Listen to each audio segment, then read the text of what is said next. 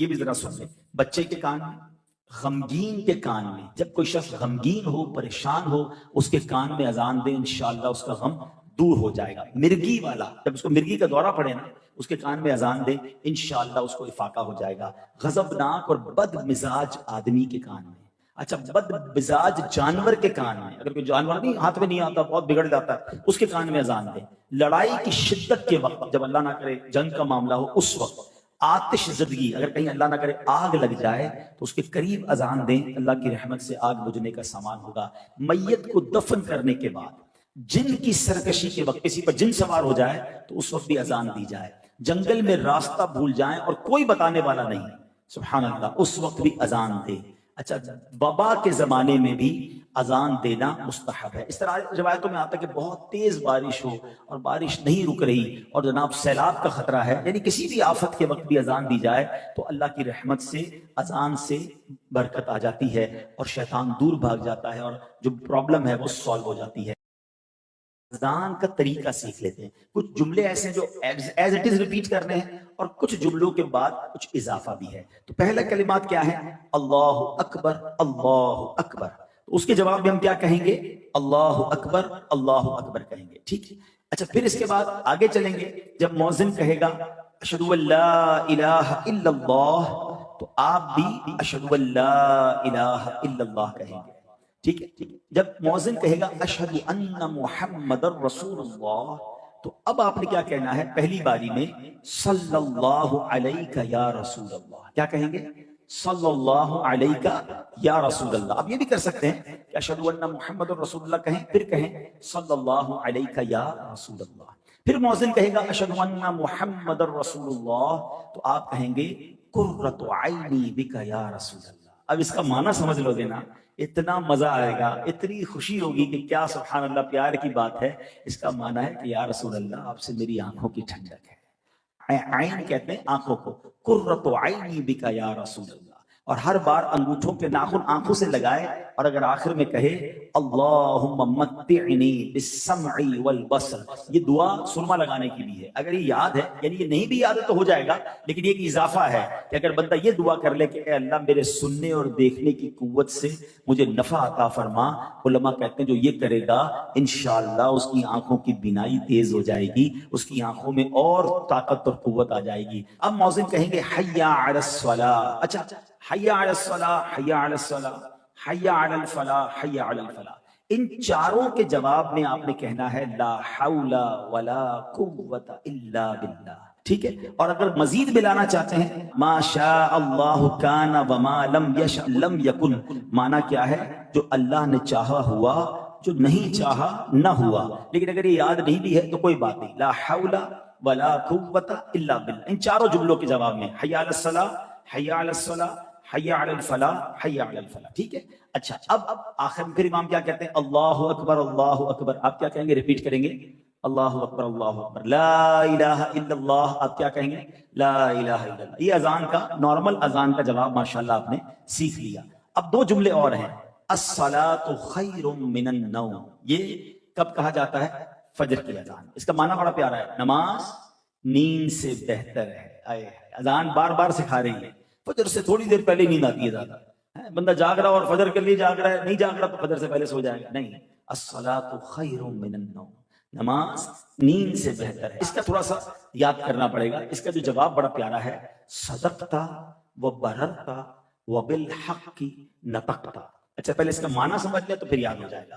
تو سچا اور نیکوکار ہے، تو نے حق کہا، یعنی جو مؤذن کہہ رہا ہے نا، آپ اس کو کہہ رہے ہیں کہ تو سچ کہہ رہا ہے، تو نیکوکار ہے اور تو نے حق کہا، سبحان اللہ، انڈوز کیا جا رہا ہے اس کو، واقعی نماز نیند سے بہتر ہے۔ تو کیا کہیں گے؟ صدقت وبررت وبالحق نطقت، صدقت وبررت وبالحق نطقت۔ میں آپ کو آسان کر دیتا ہوں، ویسے تو یہ کتاب کا نام بھی بتا دوں گا، اس کتاب کا نام فیضان اذان، نام ہی فیضان اذان ہے جس سے میں بیان کر رہا ہوں۔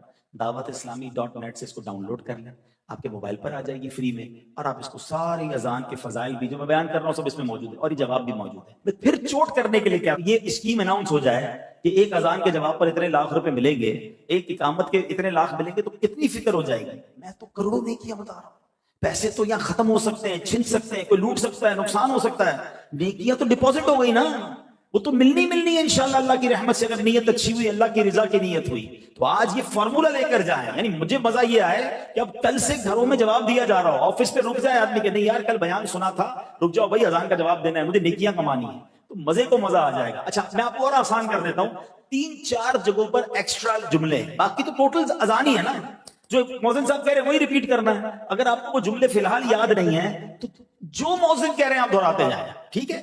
اور آہستہ آہستہ جو میں نے کہا کہ اس کا کلپ نکال لیجئے گا تو اور یاد ہو جائے گا. 3-4 جگہوں پر ہی چینجنگ ہے، حی علی الصلاۃ، حی علی الصلاۃ، حی علی الفلاح، حی علی الفلاح کا تو آسان جواب ہے، سب کو یاد ہے، لا حول ولا قوت الا باللہ، ٹھیک ہے نا؟ تو الصلاۃ خیر من النوم کا جواب 3 بار ریپیٹ کر لیتے ہیں، جس کو یاد ہو گیا یاد ہو گیا. تو الصلاۃ خیر من النوم کا جواب کیا ہے؟ صدقت وبررت وبالحق نطقت، صدقت وبررت وبالحق نطقت، صدقت وبررت وبالحق نطقت.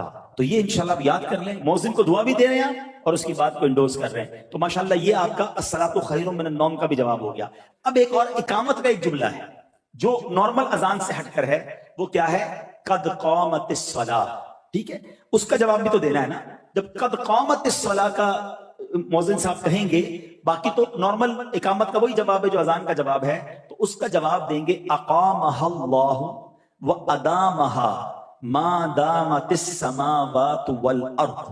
اس کا ترجمہ بنے گا اللہ اس کو قائم رکھے جب تک آسمان اور زمین ہیں. یعنی اس نماز کو، اس اذان کو، اس اقامت کو، اس کو اللہ قائم رکھے. میں دوبارہ ریپیٹ کر دیتا ہوں، اقامہ اللہ وادامہا ما دامت السماوات والارض. سبحان اللہ. تو یہ ہو گیا اقامت کا جواب. اب ہم آتے ہیں کچھ میں مزید اس کے بارے میں مسائل بیان کر دیتا ہوں، اور پھر بیان کے آخر میں ایک ایسی عظیم اذان کی بات کریں گے کہ آج صدیاں گزرنے کے بعد بھی جب بھی اس اذان کا ذکر ہوتا ہے دل کے تار چھڑ جاتے ہیں اور عشق رسول میں اضافہ ہوتا ہے. وہ کون سی اذان تھی اس پر بھی بات کریں گے. لیکن اذان کے بارے میں جو چند باتیں ہیں وہ یہ سمجھ لیں کہ اقامت جو ہے وہ پہلے اذان کے بارے میں سمجھ لیتے ہیں، پھر اقامت کے بارے میں. اذان نماز کے علاوہ، اذان نماز کے علاوہ دیگر اذانوں کا بھی جواب دیا جائے گا.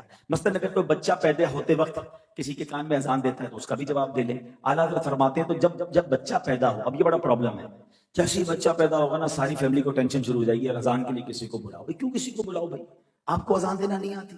اور ایسی کون سی راکٹ سائنس ہے؟ ہاں یہ الگ بات ہے، برکت کے لیے کسی نیک آدمی کو بلانا وہ الگ بات ہے، لیکن جب تک کوئی بندہ نہیں ملا اذان ہی نہیں دے رہے، ٹھیک ہے نا؟ تو اذان اور اقامت دینے کیسے یہ سمجھ لیں کہ فوراً سیدھے کان میں اذان دے بچے کے اور الٹے کان میں اقامت کہیں، اور تاکہ کیا فرمایا کہ جب یہ کہے گا تو خلل شیطان اور ام الصبیان سے بچہ بچ جائے گا. سبحان اللہ. اس کو مرگی کی جو بیماری ہوتی ہے نا، بچہ اس سے محفوظ ہو جائے گا اگر اس کے سیدھے کان میں اذان اور بائیں کان میں اس کی اقامت پڑھی جائے. اچھا اب جو مقتدی ہیں اور خطبے کی اذان جو ہوتی ہے اس کا جواب نہیں دینا ہے، یہ یاد رکھیے گا. ایک ایسی اذان بھی ہے جس کا جواب نہیں دینا. خطبے سے پہلے اذان ہوتی ہے اس کا جواب نہیں دینا ہے، بلکہ اگر اس میں دعا بھی کرنی ہے تو دل میں کرنی ہے، زبان سے بھی دعا نہیں کہنی، ٹھیک ہے؟ اچھا اب اسی طرح ہم چلتے ہیں اقامت. اقامت جو ہے مسجد میں امام کے عین پیچھے کھڑے ہو کر کہنا بہتر ہے. اگر عین پیچھے موقع نہ ملے تو سیدھی طرف کھڑا ہو کے اقامت دے دے. اچھا اقامت کا جواب دینا مستحب ہے. اقامت کے جو کلمات ہیں وہ جلد جلد کہنے چاہیے، اور جتنے لوگ بیٹھے ہیں وہ جب حی علی الفلاح کہا جائے تب وہ کھڑے ہوا کریں نماز کے لیے. کچھ لوگ کھڑے ہو کے اقامت کا انتظار کرتے ہیں، نہیں، بیٹھ جائیں اور اس کے بعد جب حی علی الفلاح ہو تو اس پہ کھڑا ہونا چاہیے. اذان کب کب دی جا سکتی ہے یہ بھی ذرا سن لیں. بچے کے کان میں، غمگین کے کان میں. ابھی آپ نے مولانا علی کی روایت سنی کہ جب کوئی شخص غمگین ہو، پریشان ہو، اس کے کان میں اذان دے، انشاءاللہ اس کا غم دور ہو جائے گا. مرگی والا، جب اس کو مرگی کا دورہ پڑے نا، اس کے کان میں اذان دے، انشاءاللہ اس کو افاقہ ہو جائے گا. غضبناک اور بد مزاج آدمی کے کان میں، اچھا بد مزاج جانور کے کان میں، اگر کوئی جانور نہیں ہاتھ میں نہیں آتا بہت بگڑ جاتا ہے، اس کے کان میں اذان دے. لڑائی کی شدت کے وقت، جب اللہ نہ کرے جنگ کا معاملہ ہو اس وقت. آتش زدگی، اگر کہیں اللہ نہ کرے آگ لگ جائے تو اس کے قریب اذان دیں، اللہ کی رحمت سے آگ بجھنے کا سامان ہوگا. میت کو دفن کرنے کے بعد، جن کی سرکشی کے وقت کسی پر جن سوار ہو جائے تو اس وقت بھی اذان دی جائے. جنگل میں راستہ بھول جائیں اور کوئی بتانے والا نہیں، سبحان اللہ، اس وقت بھی اذان دے. اچھا وبا کے زمانے میں بھی اذان دینا مستحب ہے. اس طرح روایتوں میں آتا ہے کہ بہت تیز بارش ہو اور بارش نہیں رک رہی اور جناب سیلاب کا خطرہ ہے، یعنی کسی بھی آفت کے وقت بھی اذان دی جائے تو اللہ کی رحمت سے اذان سے برکت آ جاتی ہے اور شیطان دور بھاگ جاتا ہے اور جو پرابلم ہے وہ سالو ہو جاتی ہے. تو یہ چند باتیں میں بیان کر سکا، ظاہر ہے اس کی بہت ڈیٹیل ہیں اور اس میں بہت سارے شرعی مسائل بھی ہیں. تو میں پھر مشورہ دوں گا کہ جو میں جس رسالے سے میں نے بیان کیا اس کا نام ہی فیضان اذان ہے، dawat-islami.net سے آپ اسے ڈاؤن لوڈ کر لیں اور اپنے موبائل پہ رکھیں، پڑھیں. اس کو تو اندازہ ہوگا کہ روز کانوں میں آواز جاتی ہے اور ہمیں اس کی شرعی رولنگز ہی نہیں پتہ ہیں، اس کی اتنے فضائل ہیں، ایک ایک جملے پر اتنی نیکیاں ہیں، ہم کیوں ایسا نہیں کرتے. بلکہ یہاں تک آتا ہے، اب میں بڑا ڈرانے والا جملہ کہہ رہا ہوں، کہ جو اذان کے وقت گفتگو میں مصروف رہے، جو اذان کے وقت بالکل جناب کام کاج میں لگا رہے، اذان کو اہمیت نہ دے، تو ڈر ہے کہ اس کا ایمان پر خاتمہ نہ ہو. یہ بھی علماء کا ایک قول ملتا ہے. تو ہمیں اذان کے وقت کانشیس ہو جانا ہے، ادب کریں، اذان کا احترام کریں تاکہ انشاءاللہ اس کی برکتیں ملیں. تو بہرحال میرے پیارے اسلامی بھائیوں، جب بھی اذان کی بات ہوتی ہے تو مؤذن رسول عاشق نبی صلی اللہ علیہ وسلم حضرت بلال حبشی کا ذکر ضرور ہوتا ہے. اور وہ ایسی اذان دیا کرتے تھے کہ جس کی مثال دنیا میں کہیں نہیں ملتی. مگر ہوا یہ کہ جب نبی پاک علیہ الصلوۃ والسلام نے دنیا سے پردہ فرمایا، یہ صحابہ کے لیے ایک سمجھ لیں قیامت کا منظر تھا. وہ ریئلائز ہی نہیں کر سکتے تھے کہ نبی پاک کے بغیر بھی کوئی زندگی ہے. عشق رسول کا عالم یہ تھا کہ دیوانے ہو گئے تھے. صحابہ کرام کو سمجھ نہیں پڑ رہی تھی کہ یہ ہوا کیا ہمارے ساتھ. پیارے آقا علیہ الصلوۃ والسلام نے جب دنیا سے پردہ فرما لیا تو اب حضرت بلال حبشی بھی انہی میں سے تھے. وہ جب بھی مدینے کی گلیوں میں نکلتے قدم قدم پر پیارے آقا کی یاد ستاتی تھی. تو حضرت بلال نے مدینہ چھوڑا اور ملک شام میں آ کر رہنے لگے. کچھ عرصے کے بعد حضرت بلال حبشی رضی اللہ عنہ کو نبی پاک کی خواب میں زیارت ہوئی اور آقا علیہ الصلوۃ والسلام نے حضرت بلال سے فرمایا، اے بلال یہ کیا جفا ہے کہ ابھی وہ وقت نہ آیا کہ تم میری زیارت کے لیے حاضری دو. اللہ اکبر، ایسا عاشق جو یاد رسول میں تڑپتا ہو، نبی پاک نے زیارت کے لیے بلایا. روتے ہوئے بالکل دیوانہ وار شام سے مدینہ منورہ کے لیے روانہ ہو گئے، جس کو کہتے ہیں نا بے رکے کنٹینیو ٹریول کیا کہ آقا نے بلایا. اب جیسے ہی مدینہ پاک پہنچے وہ تو اسی تصور میں تھے کہ وہی مدینہ ہوگا، وہی نہیں نبی پاک کے جلوے ہوں گے، وہی میری ملاقاتیں ہوں گی. جب وہاں پہنچے تو دیکھا پیارے آقا تو نہیں ہے، قبر منور ہے، روضہ رسول ہے. روتے روتے نبی پاک کے قدموں میں حاضر ہوئے، کہا حضور آپ نے غلام کو بلایا، خود پردے میں چلے گئے ہیں، مجھے تو آپ نے دیدار کے لیے بلایا تھا. آنکھوں سے آنسو جاری ہیں حضرت بلال کے. اب حضرت بلال کا مدینے میں پہنچنا تھا کہ شور مچ گیا کہ مؤذن رسول حضرت بلال مدینے میں آئے ہیں. ہر طرف سے لوگ جمع ہو گئے. حضرت بلال سے عرض کی کہ حضور اب مدینے آئے ہیں تو ہمیں وہی اذان سنا دیجئے جو رسول پاک کے زمانے میں سناتے تھے. حضرت بلال نے کہا کہ نہیں نہیں اے میرے بھائیوں، میں ویسی اذان نہیں دے سکتا، کیونکہ جب میں اذان دیا کرتا تھا جناب رسول اللہ صلی اللہ علیہ وسلم منبر پر بیٹھتے تھے، میں جب اشہد ان محمد رسول اللہ کہا کرتا، میں رسول پاک کی طرف اشارہ کیا کرتا. اب وہ جلوے نہیں ہیں، اب وہ حالات نہیں ہیں، میں اذان نہیں دے سکوں گا، میں اپنے آپ پہ کنٹرول نہیں کر سکوں گا. لوگ ضد کرتے رہے، حضرت بلال منع کرتے رہے. حسنین کریمین حضرت بلال کے پاس جب وہ آئے تو حضرت بلال نے سینے سے چمٹا لیا، بہت پیار دیا. وہ درود نواز سے کہتے ہیں چاچا جان بڑے عرصے بعد مدینے آئے ہیں، ہمارے نانا حضور کے زمانے میں آپ اذان دیا کرتے تھے، حضور ایک بار پھر وہ اذان سنا دیجئے، ہم وہ اذان آپ سے سننا چاہتے ہیں. حضرت بلال کہتے ہیں شہزادو میں تمہیں کیسے منع کر سکتا ہوں، تم تو میرے آقا کے آنکھوں کے تارے اور ان کے پھول ہو. اللہ اکبر. اب حضرت بلال منبر پر چڑھتے ہیں، دھڑکتے دل کے ساتھ حضرت بلال حبشی مسجد نبوی شریف کے منبر پر جا کر اس جگہ جا کر جہاں اذان دیا کرتے ہیں آپ نے اذان شروع کی، اللہ اکبر اللہ اکبر. مدینے کی گلیوں میں جب یہ آواز جاتی ہے ایک کوہرام سمجھ جاتا ہے، لوگ گھروں سے نکل آتے ہیں کہ حضرت بلال کی اذان کی آواز کیسے آ گئی. آگے اذان بڑھ رہی ہے، اللہ اکبر اللہ اکبر.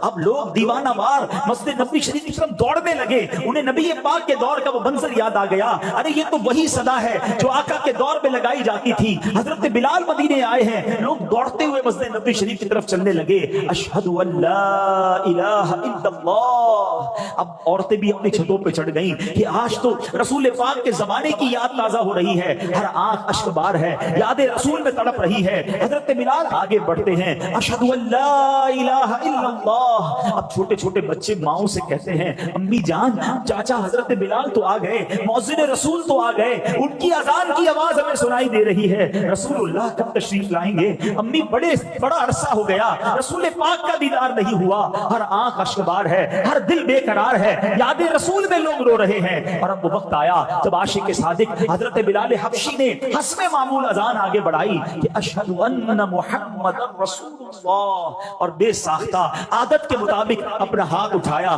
منبر رسول کی طرف کہ جہاں نبی پاک جلوہ فرما ہوتے تھے، مگر ہائے افسوس آج وہاں آقا نہیں تھے، وہ منبر خالی تھا۔ حضرت بلال حبشی کے دل پر گویا تیر لگا، ایسا دل پر غم طاری ہوا کہ آپ اذان کو جاری نہ رکھ سکے اور آپ دھڑام سے زمین پر گرے اور آپ بے ہوش ہو گئے۔ پورے مدینے میں ایک سما بن گیا، کوہرام مچ گیا، اس قدر گریا وزاری ہوئی کہ کتابوں میں لکھا ہے کہ رسول پاک کے دنیا سے پردہ فرماتے وقت جتنا لوگ آنسو بہائے تھے، اس کے بعد پہلی بار اتنے آنسو حضرت بلال حبشی کی اس اذان کے وقت لوگوں نے بہائے۔ سب کو نبی پاک کی یاد نے ستایا۔ حضرت بلال حبشی اپنی اذان پوری نہ کر سکے، اور جب ہوش آیا، جب واپس اپنے حواس میں آئے تو روتے روتے ملک شام کو روانہ ہو گئے۔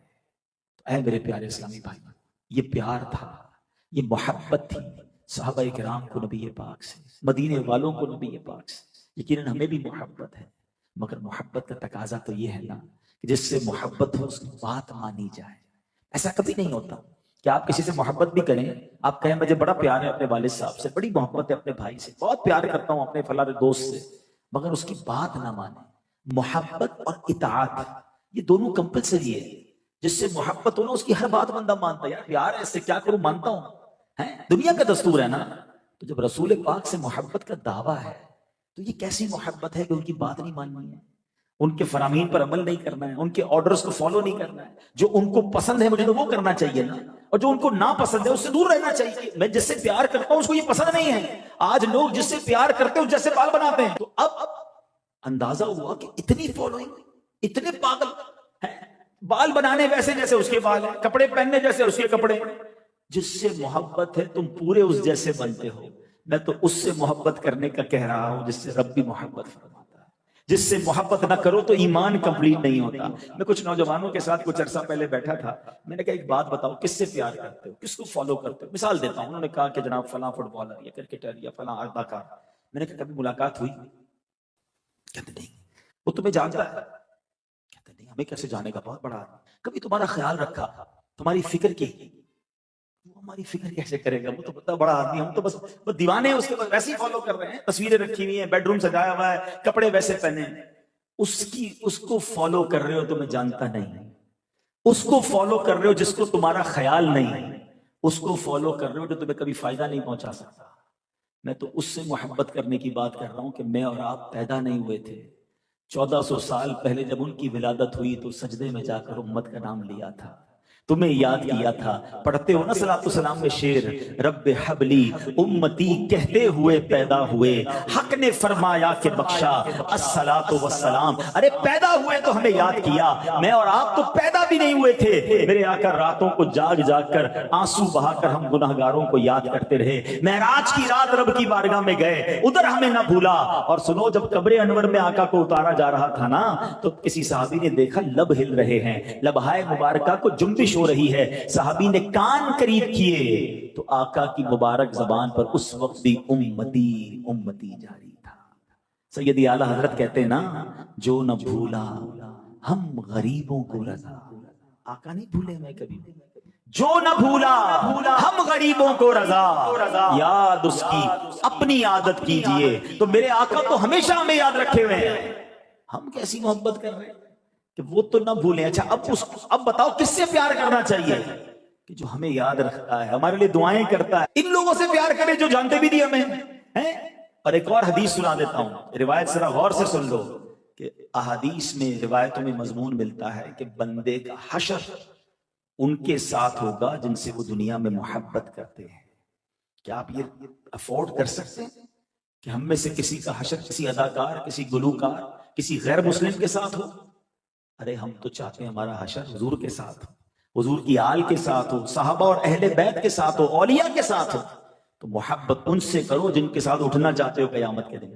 ایسا نہ ہو کہ کسی ایسے شخص کی محبت میں گرفتار ہو جاؤ کہ قیامت کے دن مارے جائیں۔ تو بہرحال میرے پیارے اسلامی بھائیوں، حضرت بلال حبشی کا واقعہ مجھے اور آپ کو یہ درس دیتا ہے کہ دل و جان سے نبی پاک سے محبت کریں، اور محبت صرف نعرہ لگانے کا نام نہیں، پریکٹیکلی محبت ہونی چاہیے۔ میرا لباس بتائے، میرا چہرہ بتائے، میری عادتیں بتائیں، میرا کردار بتائے کہ میں کس کا امتی ہوں، میں کس سے محبت کرتا ہوں۔ 5 وقت کی نمازیں بتائیں کہ میں آقا کا امتی ہوں، کیونکہ نبی پاک نے فرمایا نا، جو علت قرۃ عینی فی الصلاۃ، قرۃ عینی بھی تھوڑی دیر پہلے سیکھا تھا نا، کیا معنی ہے اس کا؟ آنکھوں کی ٹھنڈک۔ اب دیکھو اچھا ہو گیا نا یاد کرنے کا فائدہ، اب دوسری باتیں بھی سمجھ آنے لگ رہی ہیں۔ ہم نے کیا کہا؟ قرۃ عینی بک یا رسول اللہ، یا رسول اللہ آپ سے میری آنکھوں کی ٹھنڈک ہے۔ اب نبی پاک کی آنکھوں کی ٹھنڈک کیا ہے؟ نبی پاک فرما رہے ہیں جو علت قرۃ عینی فی الصلاۃ، آقا فرماتے نماز میں میری آنکھوں کی ٹھنڈک رکھی ہوئی ہے۔ ہائے ہائے، نبی پاک کی آنکھوں کی ٹھنڈک نماز، پھر میری نماز کیسے قضا ہو سکتی ہے؟ میں نماز کا ایسے پابند ہو جاؤں کہ میرے آقا کی آنکھیں میرے لیے ٹھنڈی ہو جائیں کہ میرا امتی نماز کا پابند ہے، نمازیں قضا ہو رہی ہیں اور میں عاشق رسول۔ اپنے آپ سے پوچھیں نا، یہ صرف زبانی دعویٰ ہے نا، پریکٹیکلی عاشق رسول بنے، پھر دیکھیں کیسے ایمان کی برکتیں حاصل ہوتی ہیں۔ تو بہرحال آج کے اس مختصر سے بیان میں میں نے ایک ایسے ٹاپک کو چوز کیا کہ جو ہم روز عمل کر سکتے ہیں، کروڑوں نیکیاں کما سکتے ہیں۔ تو ہمیں اذان سننی بھی ہے، اذان کو ریپیٹ بھی کرنا ہے، اقامت سننی ہے اور اقامت کو ریپیٹ کرنا ہے جب جب موقع ملے۔ ہاں، مؤذن صاحب کی اجازت کے بغیر نہیں کہ جناب میں بڑا آدمی میں اذان دوں گا، نہیں، جب کبھی موقع مل جائے، کوئی نہ ہو، آپ کے تلفظ ٹھیک ہیں تو اذان دے کر بھی برکتیں لے لیا کریں۔ مؤذن صاحب کی اجازت ہو، بعض کمیٹی کے لوگ زبردستی کرتے ہیں، نہیں، جس نے اذان دی ہے حق اس کا اقامت دینے کا، یا تو وہ دے، اگر وہ اجازت دے دے تو آپ میں سے بھی کوئی اقامت دے سکتا ہے۔ تو میں امید کرتا ہوں کہ انشاءاللہ اس کو عمل کرنا شروع کر دیں گے۔ میں ایک واقعہ آپ کو سناتا ہوں تاکہ آپ کو اس بات کا اندازہ ہو، ایک ایسی صدا، ایسی آواز جو روزانہ ہمارے کانوں سے ٹکراتی ہے مگر شاید ہمیں اس کی امپورٹنس کا اندازہ نہیں ہے۔ اور اب اگر یہ کہوں تو بھی غلط نہیں ہوگا کہ دنیا میں سب سے زیادہ جو آواز گونجتی ہے، آج میں نے اسی آواز، اسی صدا اور اسی بات پر گفتگو کرنی ہے۔ سیدنا ابو ہریرہ رضی اللہ تعالیٰ عنہ فرماتے ہیں، ایک صاحب جن کا بظاہر کوئی بڑا نیک عمل نہیں تھا اور ان کا انتقال ہو گیا، رسول پاک علیہ السلام نے، سبحان اللہ، میرے آقا کو اللہ نے کیسے کیسے علوم سے نوازا تھا، صحابہ کی موجودگی میں غیب کی خبر دیتے ہوئے فرمایا کہ کیا تمہیں معلوم ہے کہ اللہ عز و جل نے اسے جنت میں داخل کر دیا ہے؟ اس کے انتقال کے بعد نبی پاک صحابہ کو بتایا تو اس پر لوگ متعجب ہوئے کہ اس بندے کا بظاہر کوئی بڑا نیک عمل سامنے نہیں تھا۔ چنانچہ ایک صحابی ان کے گھر گئے اور ان کی بیوہ سے پوچھا کہ کوئی خاص عمل کرتے تھے؟ اچھا، صحابہ کو یہ بڑا کمال تھا کہ جیسی کسی کی کوئی بشارت پتہ چل جاتی تھی کہ یہ جنت میں چلا گیا یا اس کو فلاں فضیلت مل گئی تو فوراً اس کی ٹوپ میں پڑ جاتے تھے کہ وہ ایسا کیا نیک عمل کرتا تھا تاکہ عملی وہ کر لیں۔ حالانکہ وہ پھر بھی صحابہ تھے، وہ جنتی تھے، مگر ان کو نیکیوں کی تلاش تھی۔ ہمیں آج کسی کا بڑا بنگلہ نظر آئے، 4-5 فیکٹریاں نظر آئیں، ہم کہ یار معلوم تو کرو کام کیا کرتا ہے، اس کا بزنس کس چیز کا، یار بڑی تیزی سے ترقی کر رہا ہے، دھڑا دھڑ فیکٹریاں بنا رہا ہے، ایک کوٹھی تھی 4 کوٹھیاں ہو گئی، گاڑیاں بڑی بڑی، چیک کرو اس کا بزنس کیا ہے۔ ہم دنیا میں کسی کی ترقی دیکھیں تو اب ٹو میں پڑ جاتے ہیں کہ اس کی وے آف ارننگ تلاش کرو، میں بھی وہ کروں۔ صحابہ کا ذہن کیا تھا کہ پتا چلا رسول پاک نے کہا یہ جنتی ہے، معلوم کرو عمل کیا کرتا تھا۔ گھر پہنچ گئے اور ان کی زوجہ سے پوچھا، ان کی بیوہ سے پوچھا کہ کوئی خاص عمل یہ کرتے تھے، وہ کیا عمل کرتے تھے ہمیں بھی بتائیں۔ تو کم اس کا کوئی خاص عمل تو مجھے نہیں پتا، کیونکہ ویسے بھی صحابہ بھی جانتے تھے کہ کوئی بڑا عمل نہیں ہے۔ ایک کام وہ کرتے تھے اور وہ یہ کرتے تھے کہ دن ہو یا رات ہو، جب بھی وہ اذان سنتے تھے تو اس کا جواب ضرور دیتے تھے۔ اذان سنتے تھے تو اس کا جواب ضرور دیتے تھے۔ رسول پاک نے کیا فرمایا کہ یہ اللہ نے اس کو جنت میں داخل کر دیا۔ تو اے میرے پیارے اسلامی بھائیوں، آج میرا جو بیان کا جو موضوع ہے نا وہ اذان ہے۔ دنیا میں سب سے زیادہ کنٹینیو صدا اگر کوئی لگائی جاتی ہے، اگر آپ غور کریں نا، جو ماشاءاللہ دنیا کے نقشے پر نظر رکھتے ہیں، جو انٹرنیشنل ٹریولر ہیں، دنیا کے ٹائم زون ہیں، دنیا میں سب سے پہلی فجر پڑی جاتی ہے فجی کے اندر، اپروکسیمیٹلی. یہ آسٹریلیا سے بھی آگے ایک جزیرہ ہے, اللہ کی رحمت سے مجھے وہاں بھی جانے کی سعادت ملی, اور وہاں جب ہم نے فجر پڑھی تھی تو ایک دل میں بات آئی تھی کہ آج دنیا میں اگر سب سے پہلی اذان فجر ہوئی ہے یا نماز فجر ہوئی تو وہاں ہوئی. پاکستان سے تقریباً ہم کہہ سکتے ہیں کہ وہ 10 سے 11 آورز پلس کر لیں, یعنی اس وقت ہم یہاں ہیں تو وہاں اس وقت ہو سکتا ہے کہ فجر کا وقت ہو رہا ہوگا, تو وہاں اب فجر پہلی جو ہے وہ شروع ہوتی ہے. ہماری فجر 10 گھنٹے بعد ہوتی ہے. اب اگر آپ دنیا کے نقشے پر نظر دوڑائیں نا تو فجی کے بعد اب اذانیں ہونا شروع ہوں گی نیوزی لینڈ میں, تو پھر آسٹریلیا میں, تو آگے آتے جائیں تو آسٹریلیا کے بھی بہت سارے شہر ہیں, تو اس کے بعد انڈونیشیا میں, تو سنگاپور میں, اب آگے آئیں تو سری لنکا میں, تھائی لینڈ میں, نیچے آئیں تو پھر انڈیا, تو بنگلہ دیش, پھر پاکستان کی باری آئے گی. پاکستان سے یہ وقت آگے جائے گا تو پھر دبئی, تو آگے جائیں تو عرب شریف. آپ اگر دنیا کے نقشے پر نظر دوڑائیں تو پھر یورپ, آگے جا کے امریکہ, کینیڈا, یعنی کوئی لمحہ ایسا نہیں ہے, کوئی منٹ ایسی نہیں ہے. ابھی فجر کا یہ پورا سرکل پورا نہیں ہوگا تو فجر بھی پھر زور کی اذانیں شروع ہو جائیں گی, اب چلتے چلتے عصر کی اذانیں شروع ہو جائیں گی, پھر مغرب, پھر عشاء.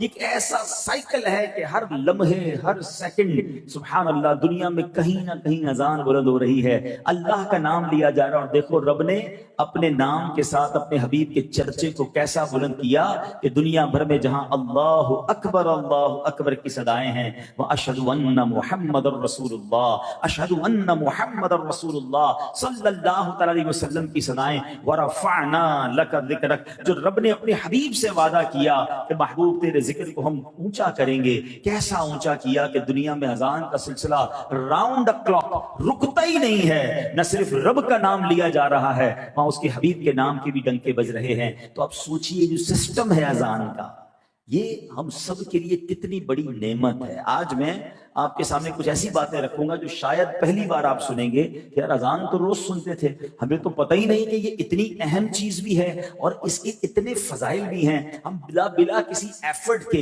اتنی ساری نیکیاں کما سکتے ہیں. بعض لوگ آذان کہتے ہیں, یاد رہے پہلے اذان کہتے کس طرح ہے, اس کا تلفظ سے بچ لیں.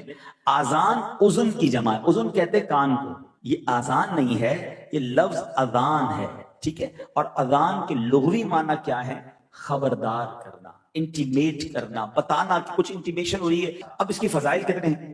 ثواب کی خاطر اذان دینے والا, حدیث پاک سنیے, میں 9 حدیثیں بیان کرنے جا رہا ہوں, اور سبحان اللہ آپ سوچتے جائیے, مؤذنین کو بھی مبارک ہو, ان لوگوں کو بھی مبارک ہو جو اذان دیتے ہیں اور جو اذان سنتے ہیں. اللہ کے حبیب علیہ السلام فرماتے ہیں کہ ثواب کی خاطر اذان دینے والا اس شہید کی مانند ہے جو خون میں لتھڑا ہوا ہے, اور جب مرے گا تو قبر میں اس کے جسم میں کیڑے نہیں پڑیں گے.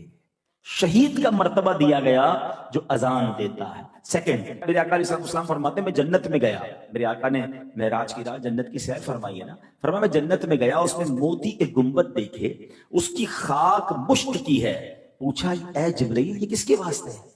تو انہوں نے عرض کی حضور آپ علیہ الصلوۃ والسلام کی امت کے مؤذنوں اور اماموں کے واسطے ہے. امام اور مؤذن کی قدر کیا کرو.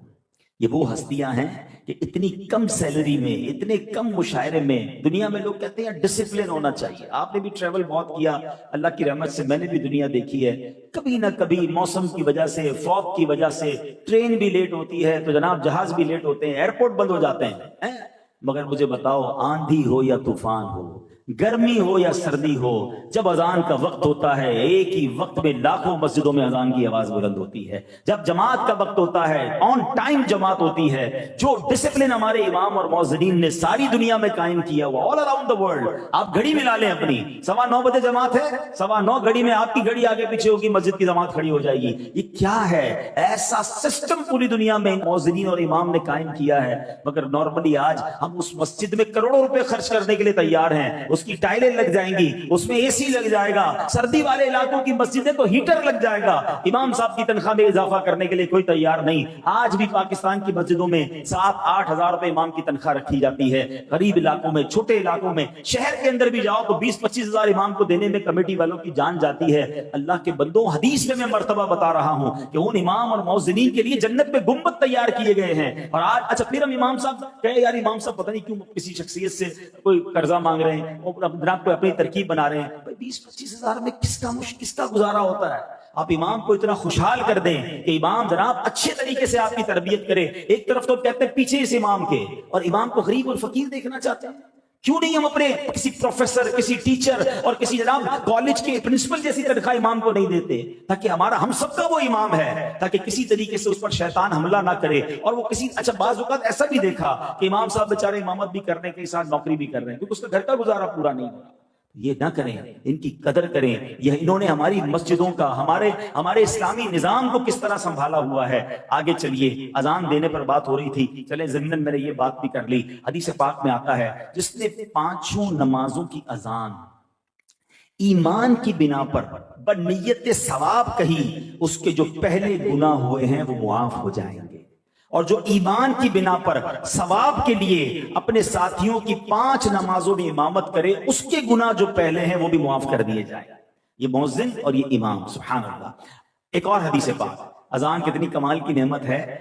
پیارے آقا علیہ السلام فرماتے ہیں شیطان جب نماز کے لیے اذان سنتا ہے تو بھاگتا ہوا روحا پہنچ جاتا ہے۔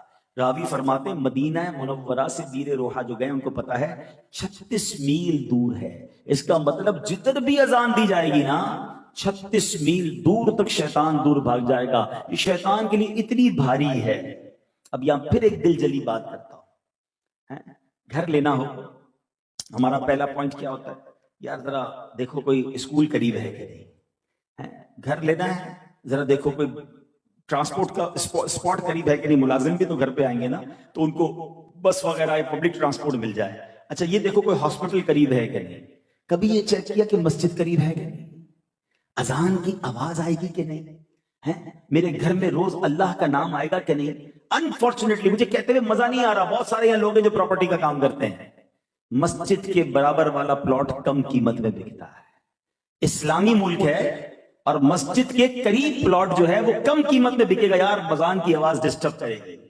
انا للہ و انا الیہ راجعون۔ میرے آقا فرماتے ہیں کہ اذان ہو تو 36 میل دور شیطان چلا جاتا، تمہارے گھر میں روز اللہ رسول کا نام آئے۔ اچھا جس کا مسجد کے قریب گھر ہے، اب وہ جناب اپنی کھڑکیاں وہ دروازے ایسے بند کرے گا کہ اس کو اذان کی آواز نہ آئے۔ مسجد والوں سے لڑائی ہو رہی ہوتی ہے، یار ذرا مائک نہ کھولا کرو۔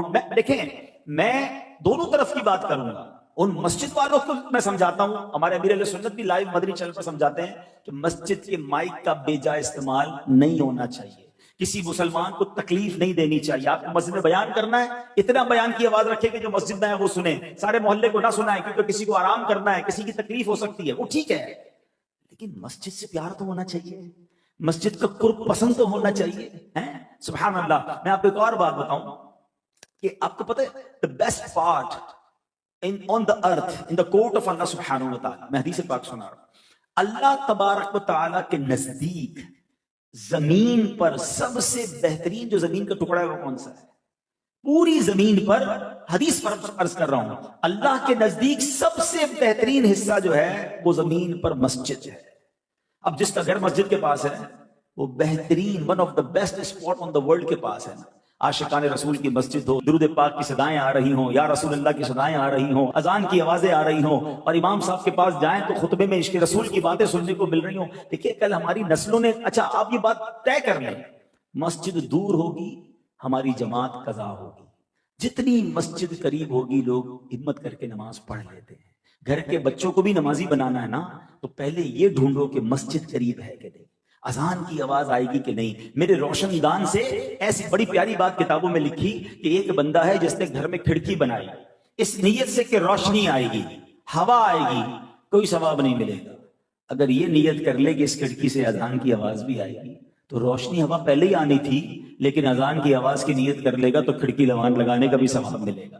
انما الاعمال بالنیات، ہے کہ اس کھڑکی سے اذان کی آواز آئے گی۔ تو سمجھو اس بات کو کہ اذان کی آواز جس گھر میں جاتی ہے انشاءاللہ جنات، شیطان، بلائیں، پرابلمز وہ دور ہو جانی ہیں۔ تو اس کے اہتمام کیا کرو۔ ہاں میں ایسے بھی عاشقان رسول کو جانتا ہوں جن کا گھر مسجد سے دور ہے، بلکہ آپ میں سے کئی لوگ یورپ گئے ہیں، امریکہ گئے ہیں، UK گئے ہیں، میرا بھی ٹریول ہوا، میں نے وہ نیا نظام دیکھا، بڑا اچھا لگا۔ ایک طرف ہو سکتا ہے میرا یہ جب بیان یورپ میں کوئی سنے، امریکہ میں کوئی سنے، تو کہ یار ہم نے تو کچھ اور کیا ہوا ہے، اور پاکستان والے گھر قریب بھی لیتے مسجد کے۔ یورپ کے اندر اور UK کے اندر بھی میں نے دیکھا مسجد والوں نے ٹرانسسٹر بنائے ہوئے ہیں، کیونکہ وہاں تو بڑی مائک پہ اذان ہو نہیں سکتی کئی جگہوں پر، تو مسجد کے نمازیوں نے وہ ٹرانسسٹر مسجد سے لی، یعنی ریڈیو لیے، وہ ریڈیو اپنے گھر میں رکھے ہوئے، اور جب مسجد میں اذان ہوتی ہے تو اس ریڈیو کے ذریعے ان کے گھر میں اذان کی آواز آتی ہے۔ یعنی انہوں نے خرچ کر کے یہ نظام بنایا ہے کہ کم از کم دن میں 5 وقت میرے گھر میں اللہ رسول کے نام کی آواز آئے، اذان کی آواز آئے۔ اور ایسے بھی لوگ ہیں کہ جن کو اذان کی آواز سے پرابلم ہے، یار ہم فجر میں ہماری آنکھ کھل جاتی ہے، بھائی فجر کی آواز اذان دی اسی لیے جاتی ہے کہ تمہاری آنکھ کھلے اور تم نیند سے اٹھو، حی علی الفلاح حی علی الصلاح، چلو نماز کی طرف، اور نماز پڑھی جائے۔ بہرحال میرے پیارے اسلامی بھائیوں، اب ایک اور بات سنیے، اذان کا جو وقت ہے نا، جو دعاؤں کی قبولیت کے خاص اوقات لکھے ہیں حدیث پاک میں ہے، جب اذان دینے والا اذان دیتا ہے آسمان کے دروازے کھول دیے جاتے ہیں اور دعا قبول ہوتی ہے۔ یعنی مزے کی بات پتہ کیا ہے، جب اذان ہونا تو ہم تو چوکس ہو جائیں کہ بھائی ابھی پہلے تو اذان کا جواب دینا ہے، اور جیسی اذان ختم ہوگی اب میں نے ہاتھ اٹھا کر، کیونکہ آسمان کے دروازے کھل گئے ہیں، دینے والے رب نے رحمتیں کھول دی ہیں، اب میرا وقت آ گیا ہے مانگنے کا، تو ہمیں تو اور پریپیئر، اذان پر تو خوش ہونا چاہیے کہ اب میرے مانگنے کا وقت آ گیا ہے۔ ایک اور حدیث سنو، اللہ کے حبیب علیہ الصلوۃ والسلام فرماتے ہیں مؤذن کی آواز جہاں تک پہنچتی ہے اس کے لیے مغفرت کر دی جاتی ہے، اور ہر تر و خشک جس نے اس کی آواز سنی اس کے لیے استغفار کرتی ہے۔ سبحان اللہ۔ ایک اور جگہ نبی پاک فرماتے ہیں جب بستی میں اذان دی جائے اللہ عز و جل اپنے عذاب سے اس دن اسے امن دیتا ہے، یعنی بستی میں، محلے میں، علاقے میں امن رہتا ہے، برکت رہتی ہے جہاں اذانیں ہوتی ہیں۔ ایک اور جگہ نبی پاک علیہ الصلوۃ والسلام فرماتے ہیں جب آدم علیہ الصلوۃ والسلام جنت سے ہندوستان میں اترے، حضرت آدم علیہ الصلوۃ والسلام جب جنت سے اتارے گئے تو یہ سری لنکا کے قریب کے علاقہ تھا، اور یہ پورا ہندوستان ہند کہلاتا تھا، اس علاقے میں آپ جنت سے نیچے آئے تھے زمین پر، آقا فرماتے ہیں تو انہیں گھبراہٹ ہوئی تو جبریل علیہ الصلوۃ والسلام نے اتر کر اذان دی، یعنی گھبراہٹ کا علاج ہے اذان میں، سکون ہے اذان میں۔ اور آخری حدیث، سبحان اللہ، بہت سارے یہاں ٹینشن میں، غمگین، اچھا ابھی نہیں ہے تو کبھی نہ کبھی ہمارے ساتھ یہ کیفیت لائف میں آ ہی جاتی ہے کہ ہم بڑی تکلیف میں آ جاتے ہیں، غم میں آ جاتے ہیں، پرابلم میں آ جاتے ہیں۔ میرے آقا علیہ الصلوۃ والسلام نے فرمایا، اے علی، مولا علی سے فرمایا، میں تمہیں غمگین پاتا ہوں، اپنے گھر والے سے کہہ کہ تیرے کان میں اذان کہے۔ اذان غم و پریشانی کی دافع ہے، یعنی اگر کوئی غمگین ہے، کوئی پریشان ہے تو اس کے کان میں اذان دے، اس کے کان میں اذان کی آواز جائے گی، اللہ اس کے غم کو دور کر دے گا، اس کی ٹینشن ریلیز ہو جائے گی۔ مولا علی کرم اللہ تعالی وجہ الکریم اب کیا فرماتے ہیں، آقا نے تو فارمولہ دے دیا نا، اب مولا علی کا طریقہ کیا تھا، آپ فرماتے ہیں فجربتہ فوجدتہ کذالک، کہتے ہیں میں نے اسے تجربہ کیا تو ایسا ہی پایا، یعنی جب غم ہوتا، جب پریشانی ہوتی، کان میں کوئی اذان دیتا، اللہ پریشانی کو دور فرما دیتا۔ تو بہرحال میرے پیارے اسلامی بھائیوں، یہ ہے اذان۔ اب آئیے، ایک تو اذان دینے والوں کی فضیلت ہو گئی، ہم تو مؤذن نہیں ہیں اور ہم میں سے بہت کم لوگ ہیں کہ جن کو اذان دینے کی سعادت ملتی ہے، لیکن دیکھو کتنا پیارا مذہب ہے، کتنی پیاری ہمارے مذہب کی تعلیمات ہیں کہ اذان سننے والوں کے لیے بھی کتنی نیکیاں کمانے کا موقع ہے۔ مدینے کے تاجدار صلی اللہ علیہ وسلم نے ایک بار عورتوں سے فرمایا، مدینے کی عورتوں سے، اے عورتوں، بلال کو اذان و اقامت دیتے ہوئے سنو تو جس طرح وہ کہتا ہے تم بھی کہو، اللہ عز و جل تمہارے لیے ہر کلمے کے بدلے 1,00,000 نیکیاں لکھے گا، اور 1,000 درجات بلند فرمائے گا، اور 1,000 گناہ مٹائے گا۔ تو خواتین نے کہا کہ یہ تو عورتوں کے لیے ہے، تو مردوں کے لیے کیا ہے؟ اللہ کے حبیب علیہ الصلوۃ والسلام نے فرمایا مردوں کے لیے ڈبل ہے، مردوں کے لیے دگنا ہے۔ تو مبارک ہو، کتنا آسان ہو گیا نیکیاں کمانا۔ اذان کا جواب دے گا تو اس کو کس طرح ثواب ملے گا؟ اللہ اکبر اللہ اکبر، یہ 2 کلمے ہیں جو اس کو ریپیٹ کرے گا جب مؤذن صاحب اذان کے دیتے ہیں، آپ نے بھی کہا اللہ اکبر اللہ اکبر، تو یہ 2 کلمے ہو گئے۔ اب پوری اذان میں 15 کلمے ہیں۔ اگر کوئی اسلامی بہن اذان کا جواب دیتی ہے، مؤذن صاحب جیسے کہتے ہیں اور ہماری وہ بہن دہراتی ہیں، تو 15,00,000 نیکیاں ملیں گی، 15,000 درجات بلند ہوں گے، 15,000 گناہ معاف ہو جائیں گے۔ اور اگر مرد کہتا ہے تو یہ ڈبل ہو جائے گا۔ فجر کی اذان میں 2 جملے زیادہ ہیں، الصلاۃ خیر من النوم، تو کتنے کلمے ہو گئے؟ 17 کلمے ہو گئے۔ سبحان اللہ۔ اب اضافہ کیا، اس کو پورا ملٹیپلائی کیا کہ یہ تو ہو گیا اذان کا جواب۔ اقامت کا جواب دے تو بھی اسی طرح ثواب ملتا ہے۔ تو اگر کوئی شخص 5 اذانوں کا جواب دے اور 5 اقامتوں کا جواب دے دے دن کے اندر، مرد، تو فرمایا اسے روزانہ 3,24,00,000 نیکیاں ملیں گی۔ 3,24,000 درجات بلند ہوں گے، 3,24,000 گناہ معاف کر دیے جائیں گے۔ کتنا آسان ہے کہ اگر مسجد کے قریب گھر ہو، 5 اذانوں کے وقت بندہ اذان کا جواب دے، فوراً مسجد پہنچے، اقامت کا جواب دے، ابھی نماز پڑھی نہیں ہے مگر اس سے پہلے روزانہ اپروکسیمیٹلی 3.25 کروڑ نیکیاں مل سکتی ہیں۔ مگر پرابلم کیا ہے؟ آج اذان کی آواز بھی آتی ہے پھر بھی لگے ہوئے فون پر ہیں، پھر بھی اپنی باتوں میں لگے ہوئے، کوئی ٹینشن نہیں ہے۔ حالانکہ اگر کوئی یہ کہے کہ اذان کی جواب دو 10,000 روپے ملیں گے، تو پہلے سے بندہ الارم رکھے گا، یار اذان سے پہلے میں 5 منٹ پہلے سارے کام چھوڑ دوں تاکہ اذان نکل نہ جائے۔ 10,000 ہر روز ایک اذان پر، تو 5 اذان پہ 50,000 روپے، مہینے کے 15 لاکھ روپے، اس سے اچھا کاروبار کون سا ہے بھائی؟ اذان کے جواب دیا کرو، مسجد کے قریب گھر مہنگے ہو جائیں گے۔ اگر یہ حکومت پاکستان اعلان کر دے کہ جو تمام اذانوں کا اور اقامتوں کا جواب دے تو پر اذان 50,000 روپے، پر اقامت 50,000 روپے، تو کتنے ہو گئے؟ لاکھ روپے ایک نماز کے، 5 لاکھ روپے 5 نمازوں کے، حساب کرو تو کتنے؟ 45 لاکھ ہو گئے۔ 45 لاکھ روپے اگر مہینے کے خالی اذان اقامت کے جواب پہ ملتے ہوتے تو جناب گھر تو ہو گیا مہنگا، مسجد کے باہر لائنیں لگی ہوں۔ دنیا کا یہ حال ہے۔ دنیا کا اگر یہ معاملہ ہو، میں تو ہمارے آقا علیہ السلام کی حدیث سنا رہا ہوں نا کہ 3.25 کروڑ نیکیاں روزانہ مل سکتی ہیں اگر ہم اذان کا جواب دیں، ہم اقامت کا جواب دیں اور اس کو اہمیت دیں، اس وقت گفتگو چھوڑ دیں، اس وقت کام کاج چھوڑ دیں، تھوڑی دیر کی تو بات ہے، 2-4 منٹ کا بریک لیں، فون پہ یار میں جواب دیتا ہوں اذان ہو رہی ہے، رکھتے فون اور اس اذان کا جواب دیں، پھر فون اٹھا لیں، کیا ہوگا؟ انشاءاللہ آپ کا یہ کرنے سے سامنے والے کو بھی سمجھ آئے گی کہ یار اذان کا جواب دینا چاہیے۔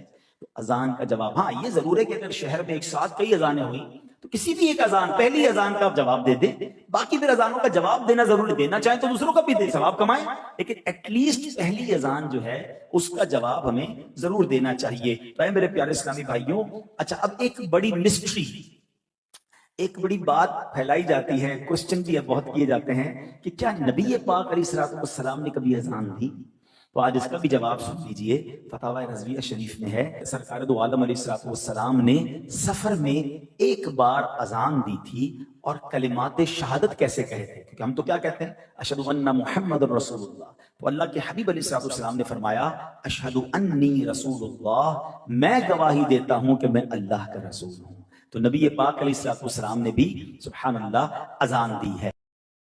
درود پاک پڑھنے کے بے شمار فضائل و برکات ہیں، بہت ساری روایات فضائل درود میں ملتی ہیں۔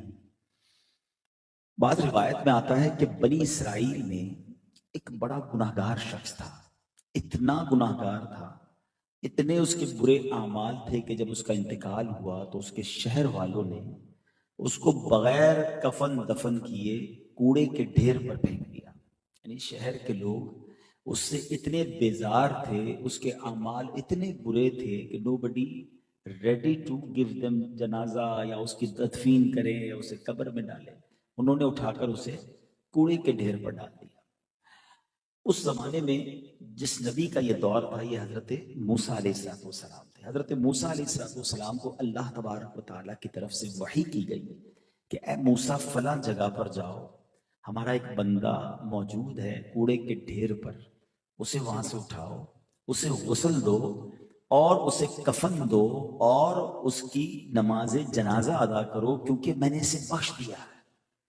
حضرت موسیٰ وہاں پہنچے اور جب دیکھا کہ ایک ایسا جنازہ یا ایک ایسی میت ہے جو کوڑے کے ڈھیر پہ شہر والوں نے ڈال دی ہے، معلوم کیا تو پتہ چلا کہ تو سب سے برا انسان تھا، اور اللہ کے نبی اگر کسی کا جنازہ پڑھا دیں تو ویسے ہی اس کے دوبارے نیارے ہو جاتے ہیں، اور خود رب نے فرما دیا کہ موسیٰ ہم نے اس کی بخشش کر دی ہے۔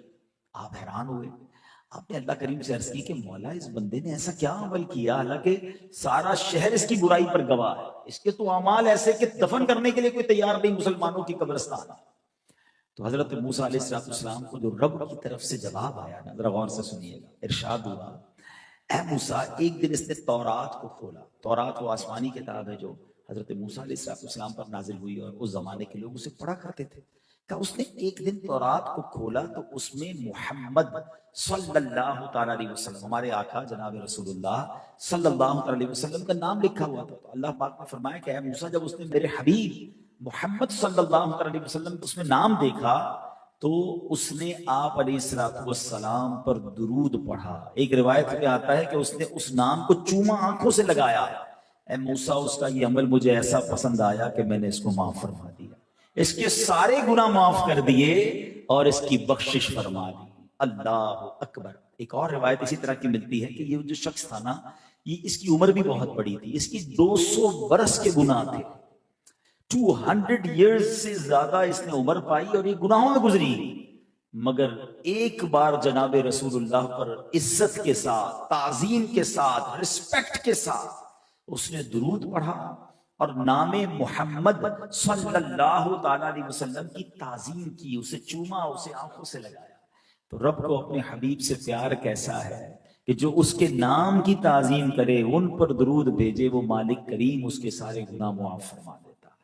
تو اے میرے پیارے اسلامی بھائیو، یہ واقعہ بڑا کمال کا واقعہ ہے کہ پچھلی قوم، پچھلی امت کا کوئی گناہ گار ہمارے آقا و مولا جناب رسول اللہ صلی اللہ تعالی علیہ وسلم پر درود پڑھے، ان کا نام کی تعظیم کرے تو بخشا جائے۔ تو ہم تو ہیں بھی نبی پاک کے امتی، ہم پر تو اللہ نے یہ بہت بڑا احسان کیا ہے۔ آپ کو پتہ ہے ہم نے تو کوئی دعا نہیں کی نا، ہم نے کوئی ایسا کمال کا کام نہیں کیا کہ ہمیں بن مانگے اللہ نے سرکار دو عالم علیہ السلام کا امتی بنا دیا۔ ہم پچھلی امتوں میں بھی پیدا ہو سکتے تھے، حضرت موسیٰ کے بھی امتی گزرے، حضرت آدم کے بھی گزرے، حضرت نوح کے بھی گزرے، لیکن ہم پر یہ احسان کیا گیا۔